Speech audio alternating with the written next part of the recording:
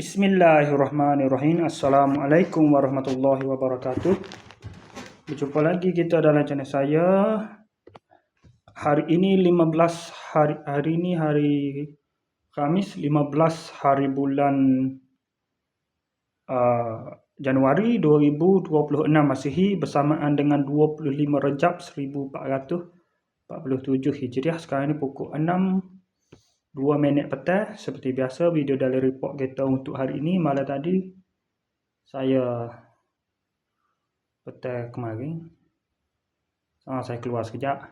Lepas ada video dari report petang kemarin, saya keluar sekejap kepada Fikri main mana malam. Lepas tu balik ke rumah. Lepas balik ke rumah tu tak keluar ke mana-mana malam tadi. Tak terbit pula dah malam tu. Tidur tu dalam pukul 3.40 gitu. Bangun pada 6.50 pagi. Bangun mandi-mandi semai subuh. Makan sarapan. Lepas tu sambung tidur balik. Bangun pula pada dalam pukul 2.10 tu. 2.10 ke apa? 1.50. Bangun 1.50. Semai subuh pada pukul 3.30 petang. Semai asar dalam pukul 5.40 tadi. Lepas tu tak ada apa-apa panjang hari ni. Bagi Shopee pun dah lama tak ngada, tak ada lagi lah. Tak ada siapa lagi lah. Tak ada lah, tak ada. TikTok pun lama tak ada.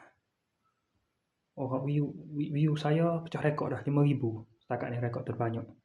View capai tahun baru saya baru ni. Pada 1 Januari baru ni. View saya sampai 5,000. Pecah rekod lah. Rekod banyak tu. Habis banyak tu.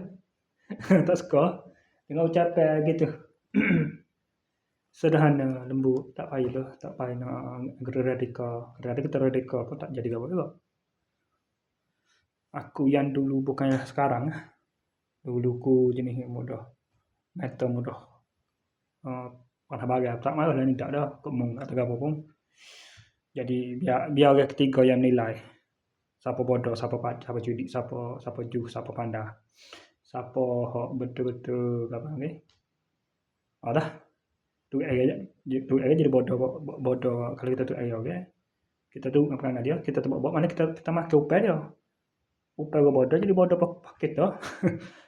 Panjang dah. Okey, saya sekadar mati pukul 2 minit ni.